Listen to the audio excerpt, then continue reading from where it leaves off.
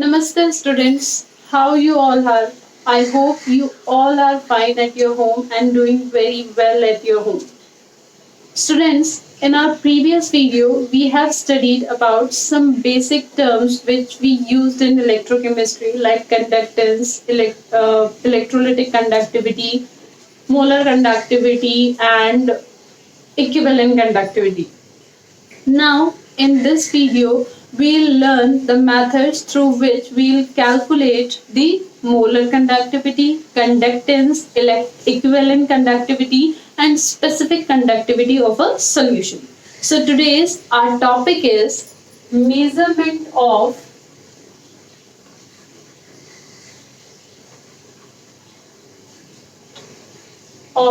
conductance, specific conductivity, molar conductivity and equivalent conductivity of solution. This is our first topic. Then we'll also study that how molar conductivity of strong electrolyte and weak electrolyte vary with the concentration. So let's get started. So students, in our previous video, we have studied about conductance. And we studied that conductance is the reciprocal of resistance. What we studied? We studied that conductance is the reciprocal of resistance. Means if we calculate the resistance of any solution, we get the conductance of that particular solution. In physics, you have studied about the Wheatstone Bridge. You have studied about the Wheatstone Bridge. The Wheatstone Bridge look like this. Here one resistance is there. Here second resistance. Here the galvanometer is there. Here we have third resistance. Here we have the fourth resistance. Here we have the fourth resistance. And here the resistance is connected with the key, connected with the switch and a DC source of battery. A DC source of battery. This we have studied in our physics. This one is variable resistance. This one we have to calculate and these two are known resistance. So this one is unknown for us. This one is variable. We are changing the value of the resistance from the resistance box according to our convenience, and these two are known resistance. So in physics, when we have to determine the resistance of any wire, we'll use the Wheatstone bridge, and according to Wheatstone bridge, when we get a null point in the galvanometer. What do you mean by null point in the galvanometer? When there is no deflection of the needle of the galvanometer, then the point is known as null point. So for getting null point, we'll keep on changing the R1. Suppose first I'm putting the R1 as 5 ohm, then as 10 ohm, then as 7 ohm, and suppose at 7 ohm I get the null point. So the value of R1 for me is 7 ohm.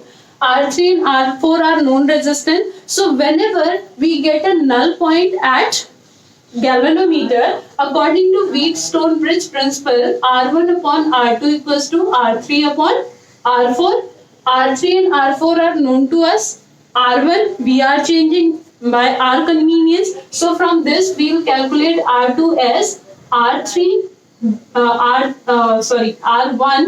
into R4 divided by R3.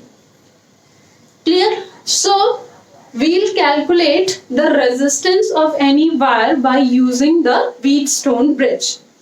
And after calculating resistance, we get to know the conductance by the formula G equals to 1 upon R, because conductance is the reciprocal of resistance. But if we talk about in chemistry, first of all, we have to calculate the resistance of a solution in chemistry.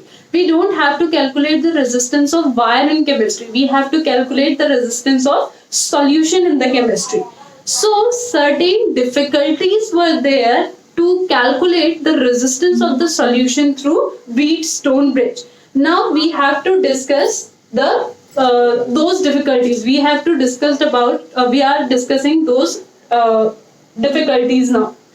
Now, first difficulty is that we can't able to connect, we can't able to attach the solution like a resistance wire in the Wheatstone bridge. Clear or not?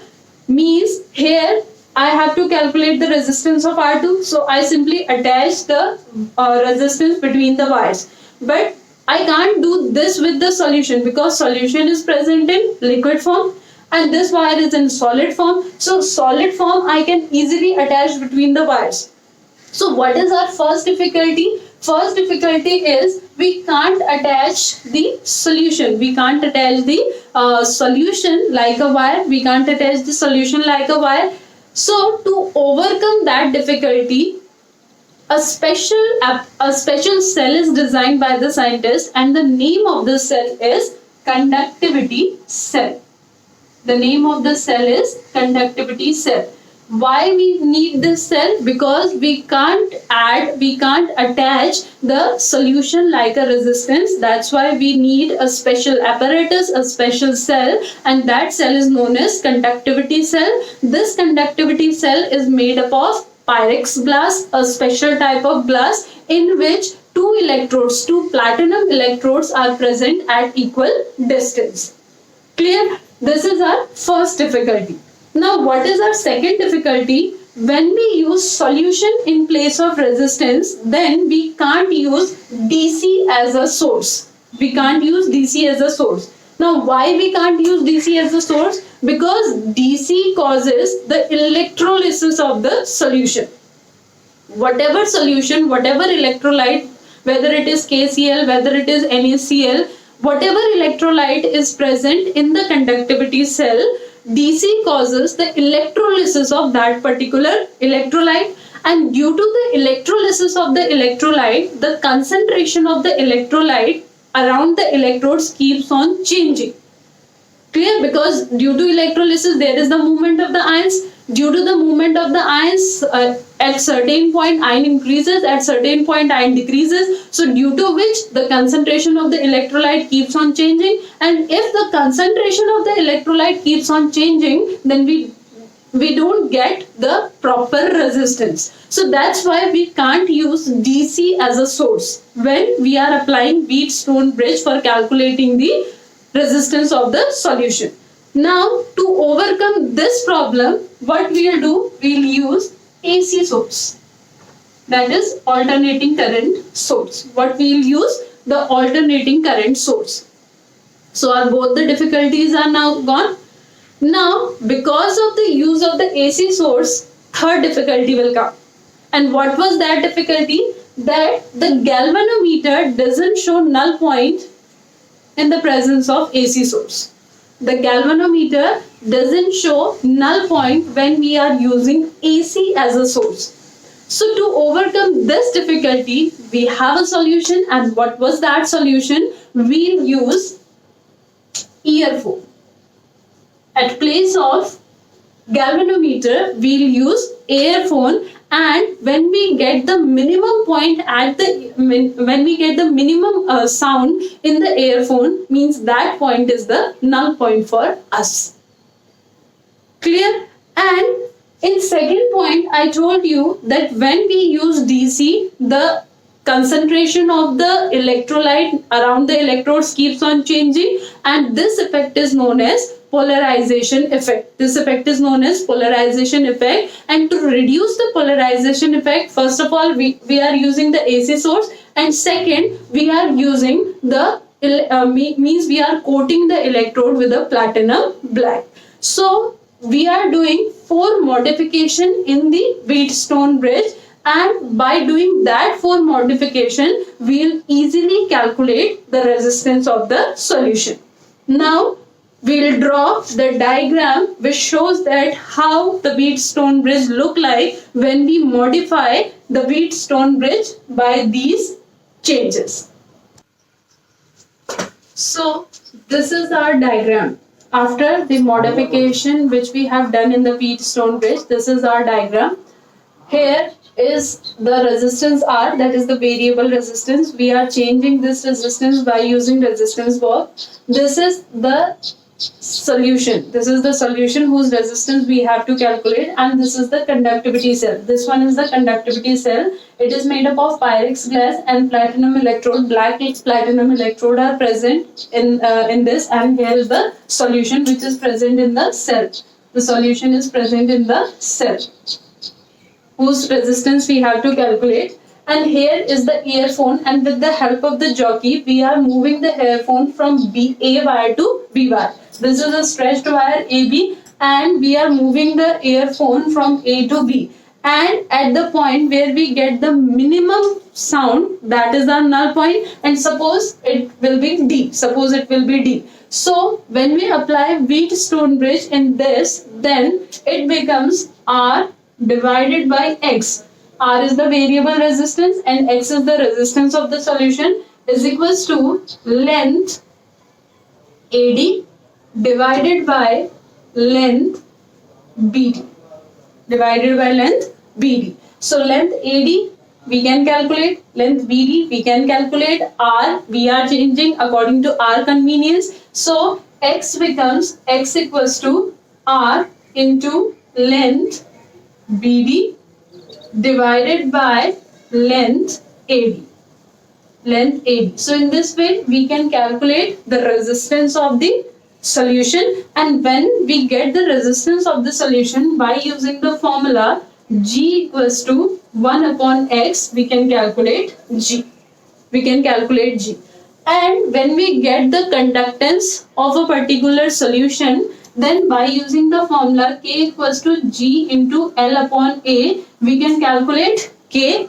Now what is L upon A here? L is the length of the electrode and A is the area cross section of the electrode. Now for a particular cell, L upon A is always constant. Suppose if I am talking about KCl cell, if I am talking about KCl cell, so for KCl cell, the L upon A value is always constant. So L upon A value varies from cell to cell, but for a particular cell, for a particular solution, its value remains same, and that is termed as cell constant. This L upon A is termed as cell constant, means represented by G star. So for a particular conductivity cell, this value is constant. We have already this value. So by knowing G, we can calculate K, that is G into G star. That is G into G star. So from this, we can able to calculate the conductance as well as the specific conductivity. And by knowing the specific conductivity, we can calculate molar conductivity and equivalent conductivity very easily, because molar conductivity equals to K into 1000 divided by molarity. Now if it is a solution, its molarity we have already known that it is of this molarity. So molarity we have known, K we are getting from this formula. So by knowing K and molarity, we can calculate lambda m. And similarly, we can calculate equivalent conductivity by using the formula K into 1000 divided by normality. So with the help of doing certain modification in the Wheatstone Bridge, we can calculate what? We can calculate the conductivity of the, we can calculate the resistance of the solution. From the resistance of the solution, we can calculate conductance. From conductance, specific conductivity, and from specific conductivity, what? Molar conductivity and equivalent conductivity. And I am repeating again that what modifications we have to do in the Wheatstone Bridge and why. First of all, using use of conductivity cell. Why? Because we can't use solution like a wire. Second, we can't use DC, because DC results in the electrolysis of the solution and causes polarization effect. So we'll use AC, and if there is any chance of the polarization, then we'll minimize that effect by coating the platinum electrode with black platinum. And the fourth modification is that in presence of AC, galvanometer is not able to show the dull point, so we'll use earphone in place of galvanometer, and at earphone when we get the minimum sound, there is the null point for us. So from this particular diagram we can easily explain that how we'll measure the G, that is conductance, molar conductivity, specific conductivity, and equivalent conductivity of the solution. Now we'll study the variation of molar conductivity with the concentration. What we'll study? We'll study the variation of molar conductivity of both strong electrolyte as well as weak electrolyte with conductance. With concentration,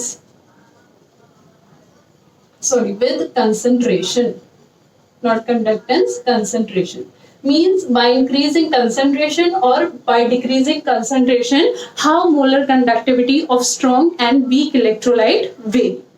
Now, the molar conductivity of strong electrolyte. First, we will talk about the molar conductivity of strong electrolyte. The molar conductivity of strong electrolyte vary with the concentration according to an equation which is known as debye-huckle-onsagar equation. When this topic was studied by the scientists, it was observed that the molar conductivity of the strong electrolyte vary with the concentration according to an equation which is known as debye-huckle-onsagar equation. Debye-huckle-onsagar equation. Now, what is this equation? According to this equation, lambda mc. What is lambda mc? Lambda mc is the molar conductivity at a particular concentration. Is equals to lambda m naught minus a under root c. Now, what is lambda mc here? Lambda mc is the molar conductivity at a particular concentration.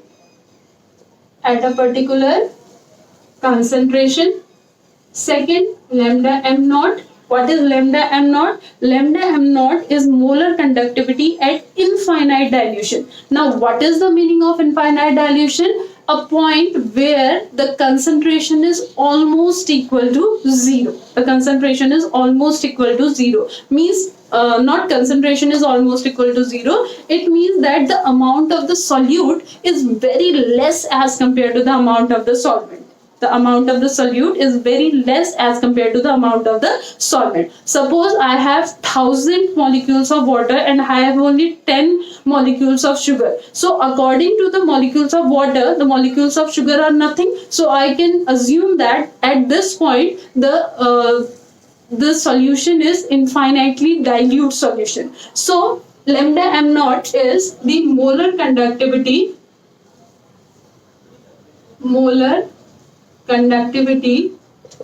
at infinite dilution, which is also known as limiting molar conductivity.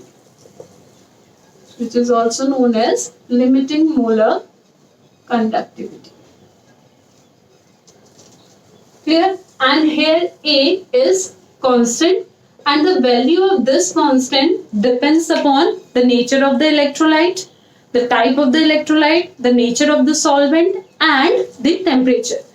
This is a constant and its value varies by changing the electrolyte, by changing the solvent, or by changing the temperature. In all three cases, the value of A changes.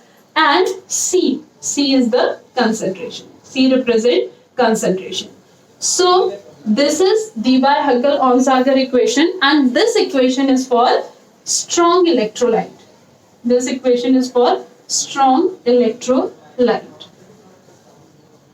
Clear? So according to this equation, when we draw a graph between the molar conductivity and the under root of concentration, according to this equation, when we draw a graph between molar conductivity and under root of concentration, means on moving here, concentration increases and this side concentration decreases. Clear? When we move here from here, concentration increases and this side concentration decreases, and above molar conductivity increases. So when we draw a graph between the molar conductivity and the concentration for any strong electrolyte, suppose I'm taking strong electrolyte KCl. Whenever I draw a graph of the KCl according to this equation at low concentration, at high concentration, I get a straight line, I get a linear line like this. Okay? And when the concentration decreases, means on diluting, the concentration decreases means I am diluting the solution. Clear? I am not taking the solute from the solution, I am putting solvent in the solution. So basically I am diluting the solution, and by diluting I am reducing the concentration. Clear? So concentration doesn't means that I am removing the solute from the solution. I am adding the solvent in the solution, as a result of which concentration itself decreases. So at high concentration it is linear, but when the concentration decreases, means on diluting, we saw a small increase in the graph. That is not linear, there is a small increase in the graph. Initially it was like this, but there is a little bit increase in the graph. Now why there is a little bit increase in graph? Because in a strong electrolyte, if I talk about high concentration, now in a strong electrolytes, all the molecules are dissociated into ions, means we have ions in our solution. And at high concentration, these ions are very close to each other. As a result of which interionic attraction is very high. And due to high interionic attraction, one ion movement is restricted by the other ion.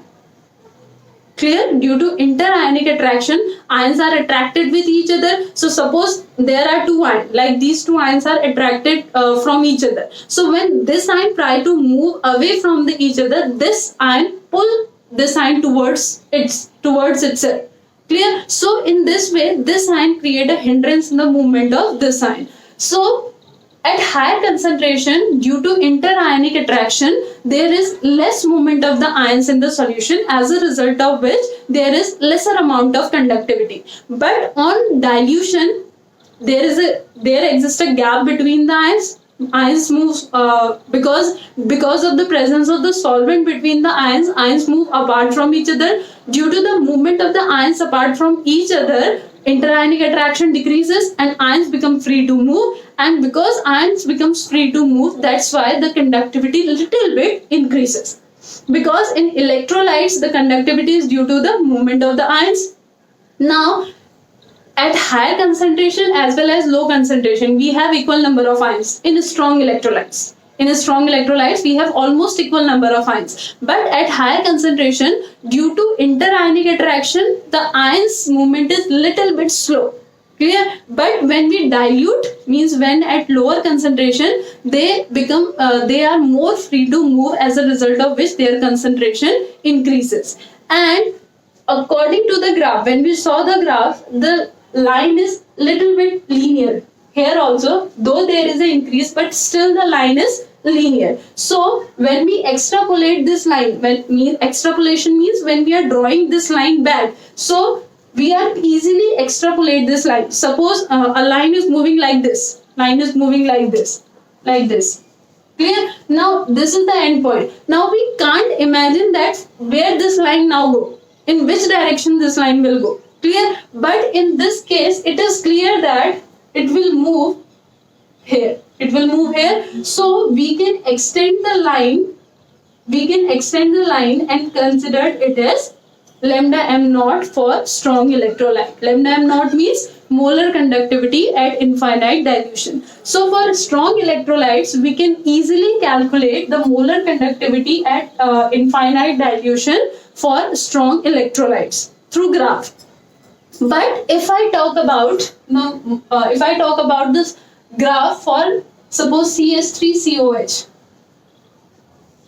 This is a weak electrolyte. So suppose I am talking about the graph of CS3COH. So at high concentration, the conductivity is very low. Why? Because at high concentration, very few amount of molecules get ionized into ions, get dissociated into ions. So we have very few amount of ions, as a result of which conductivity is very less. But when we dilute the solution, conductivity steeply increases, means suddenly increases. Why? Because the number of ions increases suddenly. As we add the solvent in that particular solution, the ions dissociates, and due to the dissociation of the ions, we get a sudden increase in the molar conductivity.